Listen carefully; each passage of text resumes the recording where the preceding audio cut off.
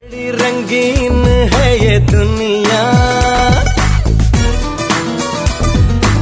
morning again from New York. You are listening to the Gay Ghandi Show with me, John Jacob, and we're talking today about human behavior and human, just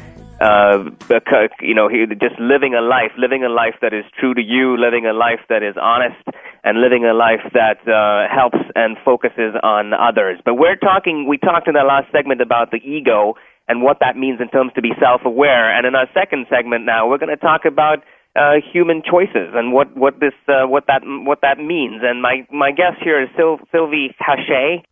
Sylvie's new book is called Insight, and she is a coach and talks with people about the choices that they make. And Sylvie, you are an ex-lesbian. You claim that the homosexual lifestyle affected your life, but I want to welcome you to the Gay Ghandi Show and be ready for a debate with me.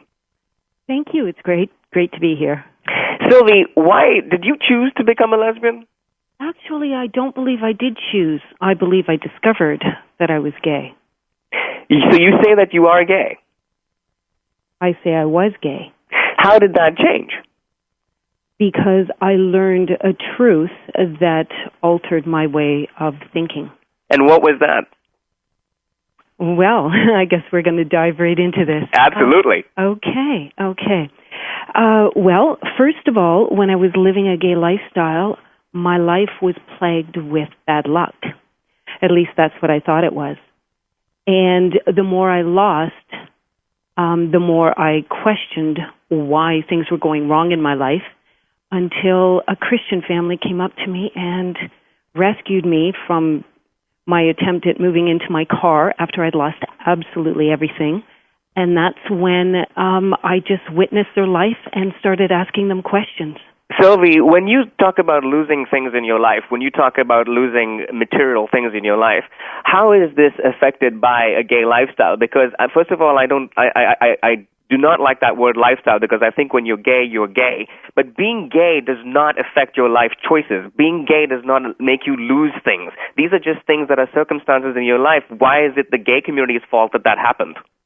I wouldn't consider it the gay community's fault that anything like that happens.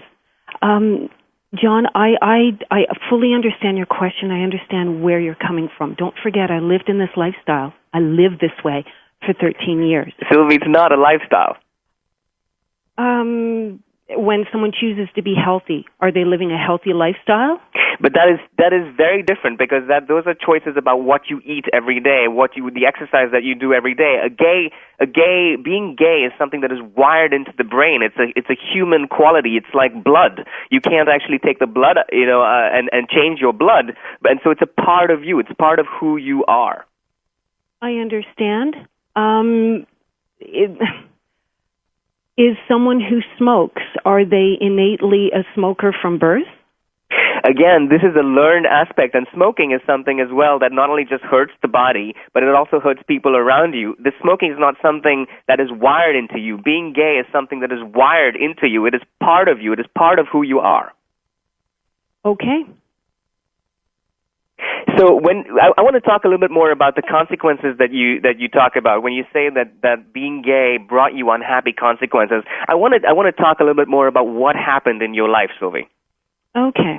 When I was gay, as I say, I was living that way for many years. I ended up, just so that you know, finding a woman, and we got married in a civil union, and we were together for 4 years in total.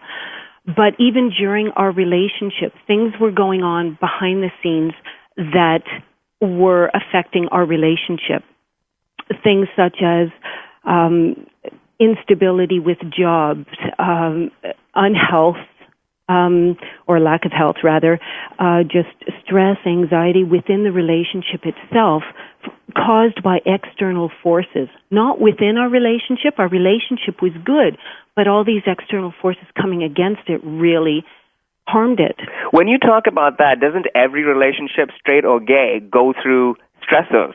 So, for example, if a Hindu marries a Muslim, and they are in a relationship, they have external forces that affect that marriage, that affect that relationship, that affect that union. But they walk through that. And so a gay relationship or a straight relationship or a mixed marriage all face external forces that they have to deal with. So the strength of the relationship is what counts, not whether external forces are affecting it.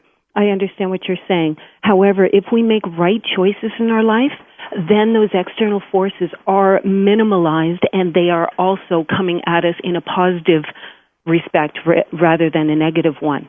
It's when we make wrong and poor choices in our life that things come against us negatively.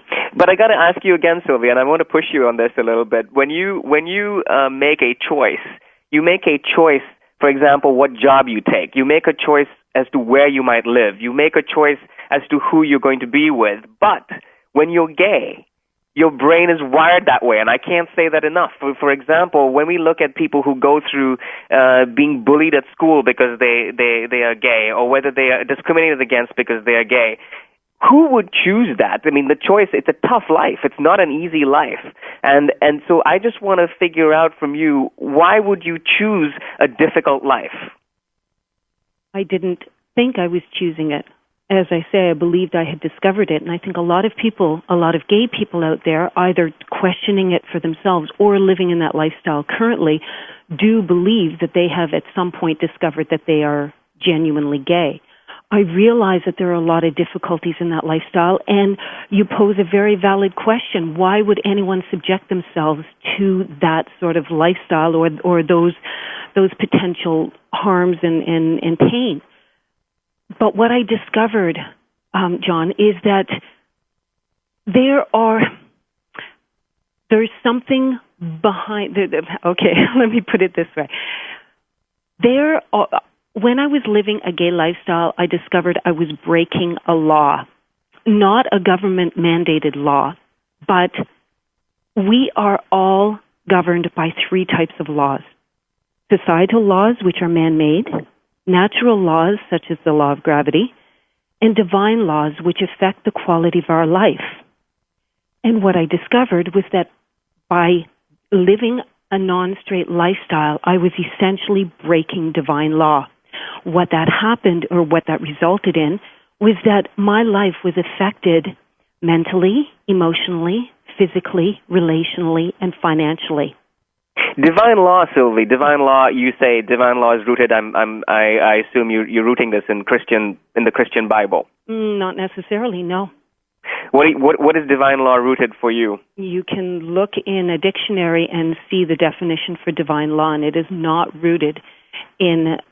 It has a basis in the Bible, absolutely, but that is not where it doesn't just belong there. It's like living a healthy lifestyle. All of us need water in order to be healthy. No one, without exception, can exist in a healthy lifestyle without drinking water. So that would be more or less like a divine law. How to be healthy, you need to follow divine law. And it's the same thing here. I didn't want to hear about this either, John. When I was living that lifestyle, I thought, it doesn't even make sense. I refuted it the first time I heard this suggestion, that if I simply straighten out my life and stop living a gay lifestyle, that my life would completely turn around. I took it on a dare. When I first heard this, I took it on a dare. And that's when I thought, okay, what have I got to lose? I've lost everything. You need to understand, I lost my house, my job, my health, my kids, everything. Sylvie, though, I got to come back to you. I got to challenge you on that, because when I look at what you've lost, the material things that you lost, the material things are disassociated from your being gay. The material things are not part of your being gay. These are circumstances that occur to you when different things have happened in your life. You've had experiences in your life, and when we come back, Sylvie, if you can stick with me, I want to talk about what happened in your life early on that, before you actually went into a relationship with a woman. I want to talk about your relationship with a man, really understand that deeper. Sure, absolutely. All right. So we're talking with Sylvie Haché. Sylvie is talking about choices that we make in our lives, and choices that she made in her life to go from a straight lifestyle to being gay, and from being gay to being back to being straight. And I want to talk with Sylvia about what this means and what this means to her life and what this means to all our lives, because when you want to be who you are, when you need to understand who you are, you've got to be able to be true to that. You've got to be able to be true to that. And so we're going to talk about what it means to be gay. It's a tough thing to be gay. It is a tough thing to actually go through. But you've got to be able to understand that this is something that is a part of you. You are listening to The Gay Gandhi Show, live from New York City. We're talking today about human behavior, and we'll be right back.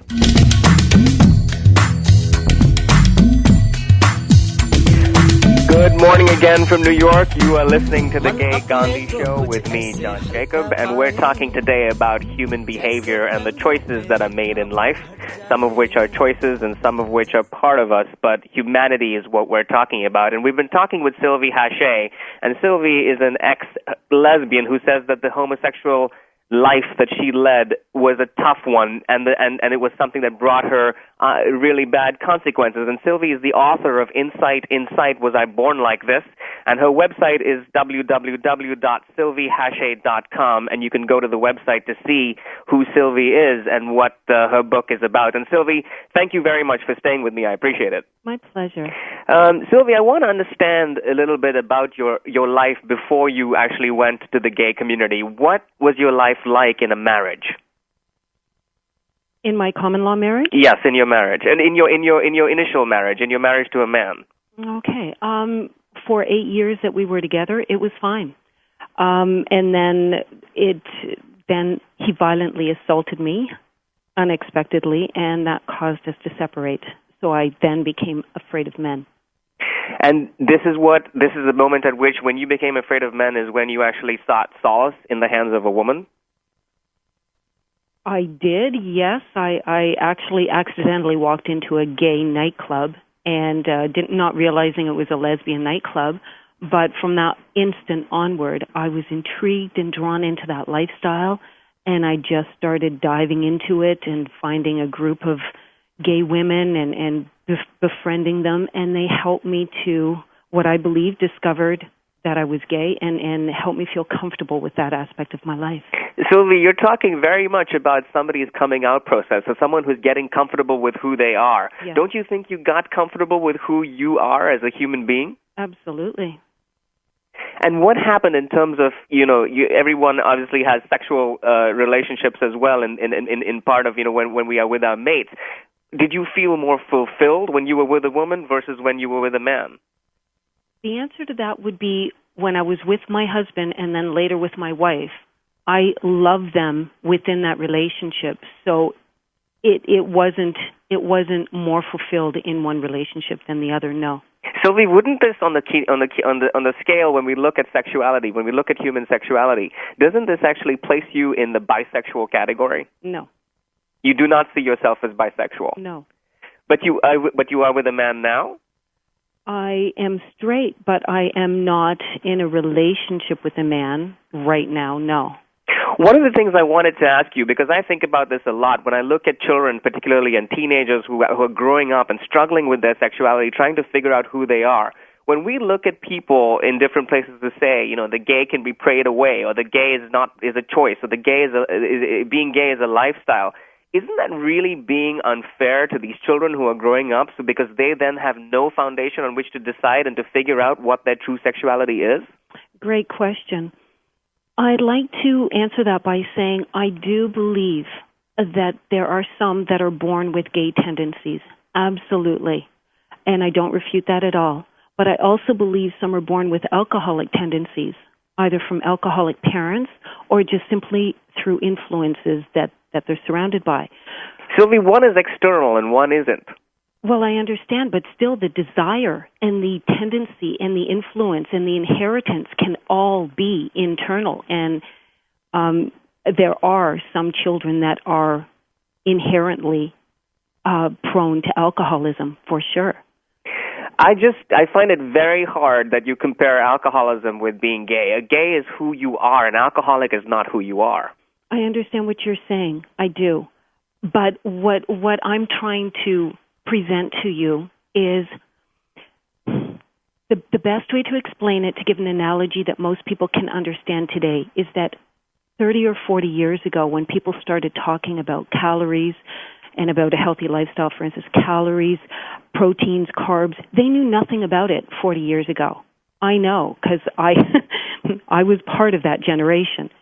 And so back then, they thought people were insane when they said, oh, that's a carb, I'm not going to mix it with a protein and this, that, and the other thing. But now people are aware of that, and they receive it and understand this is what makes for a healthy lifestyle when you make healthy lifestyle choices. Sylvie, this is just not the same thing, and I know we're going to disagree on that, and I challenge you on that. But the issue here is that it's not the same thing. One is just a part of who you are, and it's not a choice. Exactly, and I understand that that's what you believe. I believed that for 13 years too. I did. I was so involved in it. I fought for gay rights 20 years ago. I was signing petitions to allow for gay rights that a lot of gay people today are privileged to have. I was the one fighting for that. I fully understand your position. But I was shocked, absolutely shocked, to understand there are divine laws out there that will curse your life. And if you disobey them, your life, you will lose. Eventually, you will lose all kinds of things you never even anticipated. But again, so in your life, you described to me earlier what you lost, and I get that. I really understand what that's like more than you know about, actually being at the top of your game and then actually, having to struggle through different things. So you explained to me that you lost your house, you lost your car, you lost your kids. And again, these are circumstances that happen in our lives because of either external influences or not. But these things happen to us, and they happen to us just in the course of our journey. It's part of life to have ups and downs. Being gay is not an up and a down. Being gay, just because you lost a house doesn't make you not gay, or doesn't make you, it's not a consequence of your being gay that you lost a house. Well, see, the difference is, and the reason why I believe that not to necessarily be true, what you're saying, is that the moment I stopped being gay, everything came back. Everything, my health, my children, my job, my finances, I got $75,000 out of debt just because I changed that lifestyle. Sylvie, that's completely misplaced. That's completely misplaced. I understand that you believe that. I do. And if I hadn't experienced it for myself, I would be in the same position you're in. But, once again, trying to present it the same way as eating properly. If I sat there and chose to eat the wrong food 3 times a day and wishing that I would be healthy, it's not going to work. Well, Sylvie, I appreciate your perspective. I appreciate this perspective, but I'm going to tell you that I believe you're wrong. And we are going to. But I appreciate you coming and joining the debate on GayGhandi.com. We talked with Sylvie Hache, and Sylvie's website is sylviehache.com, and her book is Inside like this. And Sylvie, thank you very much for joining me.